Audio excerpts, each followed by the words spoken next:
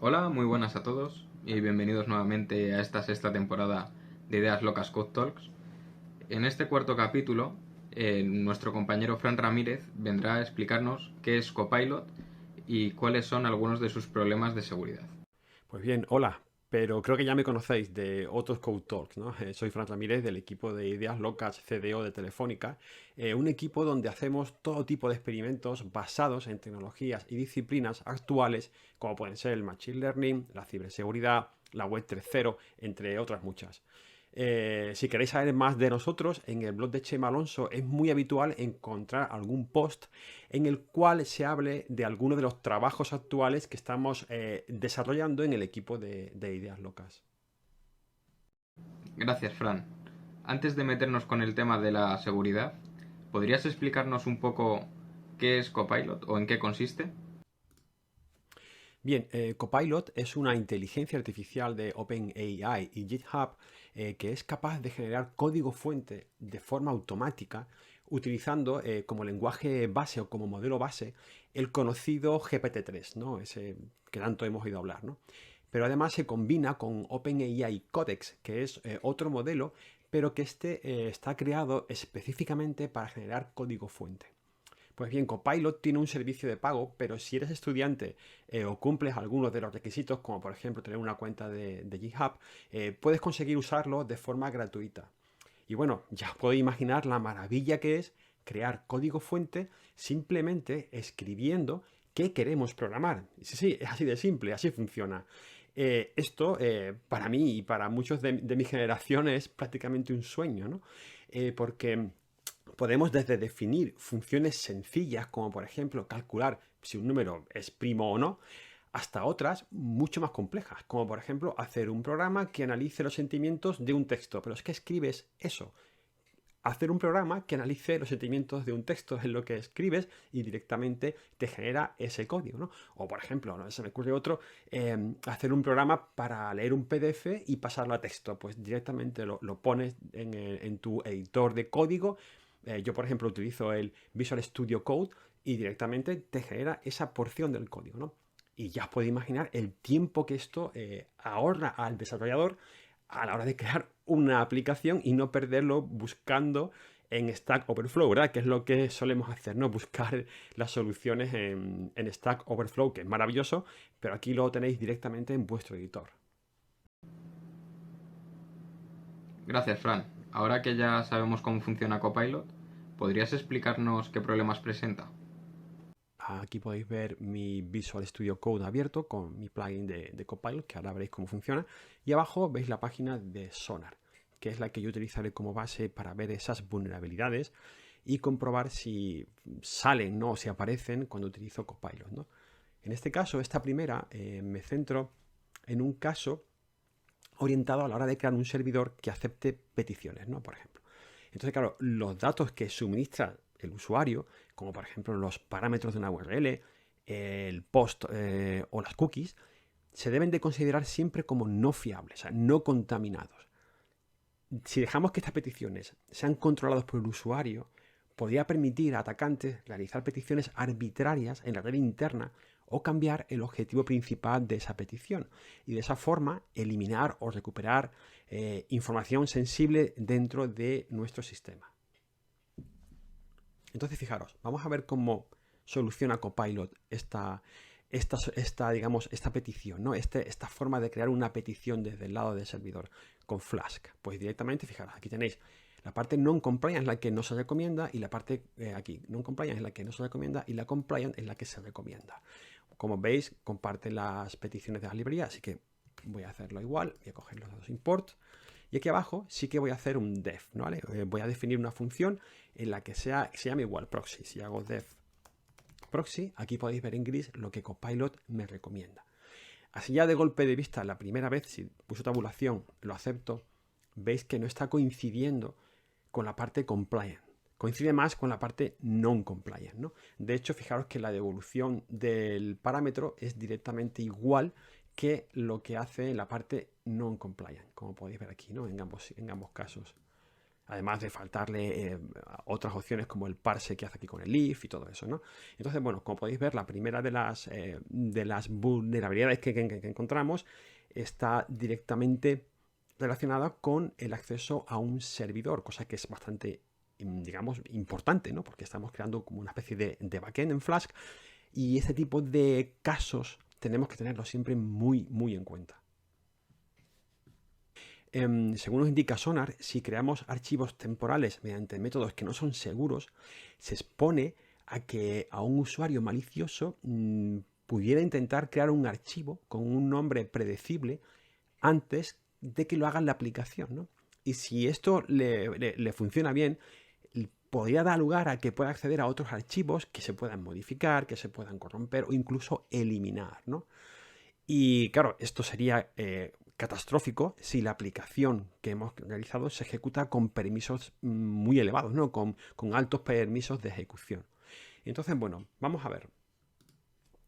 En este caso sí que voy a hacer un comentario y para que veáis un poco también cómo funciona. Si yo hago un comentario y pongo create a temporary file, ¿vale? Ya directamente Copilot sabe más o menos de qué queremos crear la función. Fijaros que incluso nos intenta autocompletar por si queremos poner y escribir algo de información, ¿vale? Por defecto. Yo lo dejaré así, ¿vale? Entonces, vamos a empezar. Fijaros, lo primero que hay que hacer es el import que pone ahí, es correcto, pero antes vamos a ver qué dice Sonar, ¿vale? Cuando creamos un fichero temporal, lo que dice Sonar es que en la parte no compliant no podemos hacer esto que estáis viendo aquí, ¿vale? Bueno, vamos a ir por partes. Primero voy a hacer el import. ¿Vale? Temfile, ¿vale? Perfecto. Y ahora vamos a hacer lo mismo que nos indica aquí en la parte non-compliant o en la compliant, ¿vale? Lo primero es darle un nombre de fichero, es lo que solemos hacer, ¿no? Lo primero es asignar el fichero, con lo cual si hacemos file name y le ponemos igual, fijaros que ya el autocompletar que nos da es directamente la parte no compliant del código ejemplo que nos muestra Sonar. Y bueno, si seguimos, si yo acepto la parte de non-compliant de Sonar, por ejemplo, voy a repetirlo aquí. Vale, y si ahora seguimos y ponemos tmp file, tal como os dice aquí abajo, fijaros que sigue utilizando el método non-compliant, aunque aquí no lo indica, pero bueno, fijaros que coincide exactamente con lo que aparece en el, bueno, más o menos en lo que aparece en la parte non-compliant de Sonar. ¿Vale? Esta vez lo he enfocado un poco más a la parte de Copilot, en la cual nos sugiere parámetros para diferentes funciones. En este caso lo voy a centrar en claves criptográficas, ¿vale? Para que veáis un poco cómo nos asigna esos parámetros iniciales de configuración, ¿no? Entonces, claro, cuando generamos claves criptográficas o pares de claves, es muy importante utilizar unos parámetros muy, muy fuertes. Entonces, claro, la longitud de la clave, por ejemplo, tiene que ser lo bastante grande para suministrar lo que llamamos entropía contra los ataques de fuerza bruta, ¿no? Y bueno, para eso tenemos en diferentes algoritmos como el RSA, el DSA, el ECC. Vamos a ver cuáles son más o menos los diferentes parámetros que nos recomiendan, ¿no? Entonces, fijaros, vamos a ir a la página de Sonar. Bien, aquí podéis ver que Sonar nos recomienda estos parámetros para cada uno de los algoritmos, pero bueno, queremos ver la parte de generación de código, ¿no? Si yo me voy aquí, que es la parte non-compliant, fijaros que si yo directamente voy a copiar este de aquí, que es la parte del from, ¿vale? Para importar las librerías, ¿vale? Lo tengo ya listo.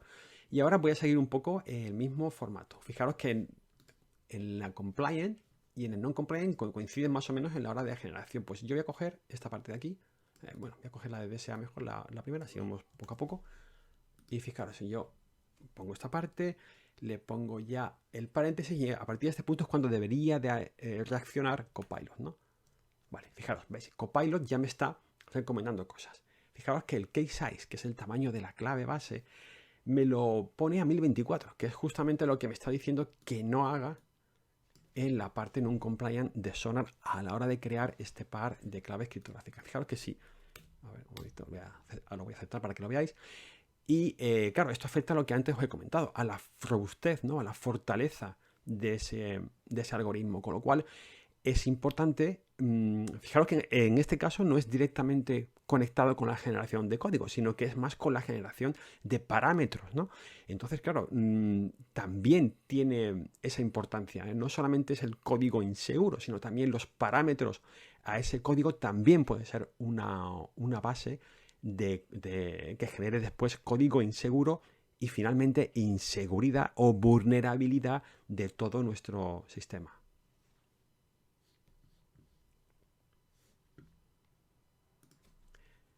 Si continúo con esto y ahora en vez del DSA me voy al RSA, vamos a ver qué es lo que nos da. Vale, voy aquí, le doy paréntesis, ya me lo autocompleta. Bueno, ahí está, podéis ver que en este caso sí que funciona bien. ¿Ves? No, aquí en este caso sí nos está dando el correcto, ¿no? Un poco lo que es la inicialización de este algoritmo RSA sí que lo ha hecho correctamente. Vamos a ver el último.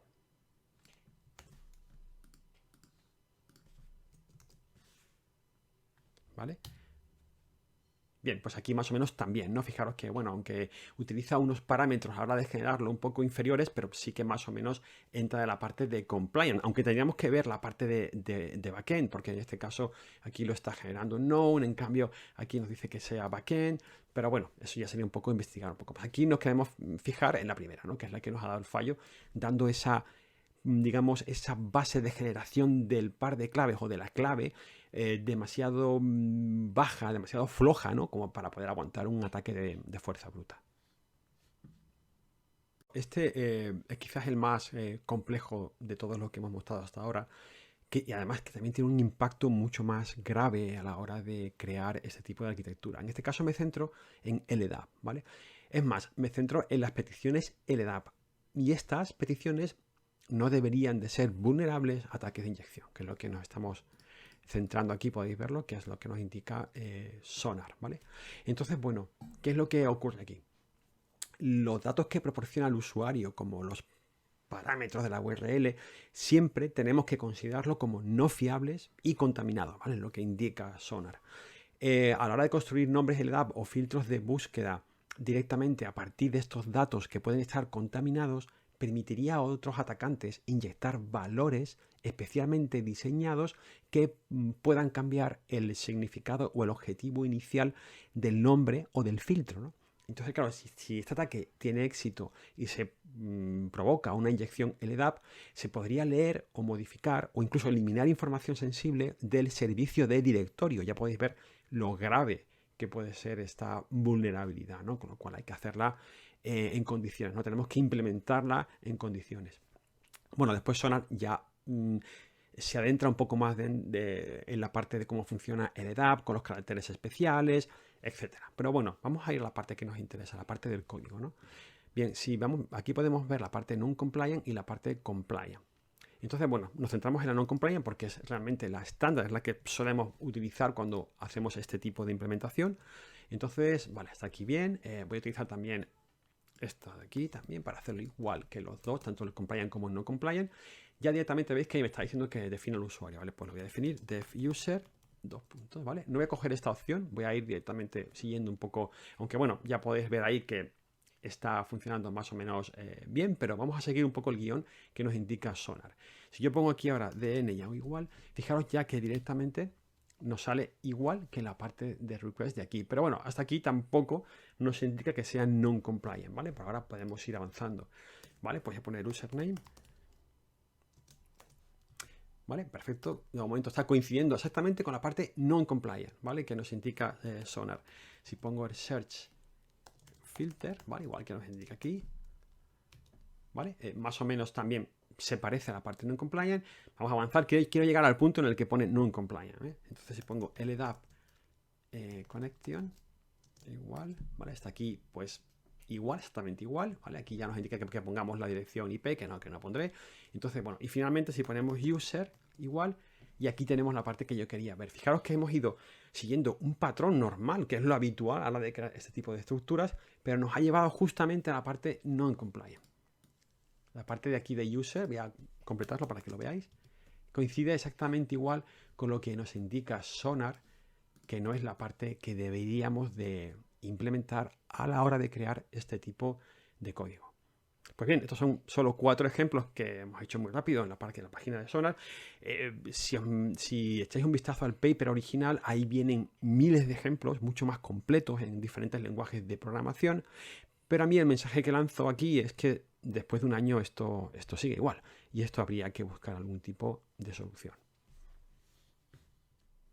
Bueno, pues bien, a modo de conclusión, de decir que Copilot es una fantástica herramienta. A mí es algo que realmente me alucina. Y además estamos seguros que será de gran ayuda al programador. Pero también puede ser un gran problema de seguridad si no se entrena de la forma adecuada para que ésta genere el código lo más seguro posible. Y esto es algo que personalmente creo tendría que tener muy en cuenta GitHub en las futuras versiones de Copilot. Y esto lo digo porque estoy seguro que esta herramienta cada vez se va a utilizar más por todo tipo de desarrolladores, desde nobles, avanzados, etc. Y por lo tanto debería de ofrecer este código lo más seguro y optimizado posible, porque si no, esto va a derivar en problemas de seguridad como podemos ver a día de hoy. Entonces, bueno, si de momento, si usas Copilot, yo recomendaría que utilizaras alguna herramienta en paralelo que analizara el código para comprobar que este no tiene vulnerabilidades. Pero bueno, estamos seguros que con el tiempo se irán generando modelos con más seguridad, con menos vulnerabilidades y posiblemente llegará a unos límites que ni siquiera nos podemos imaginar a la hora de la creación de autocódigo, de generación de código dentro de lo que es la inteligencia artificial.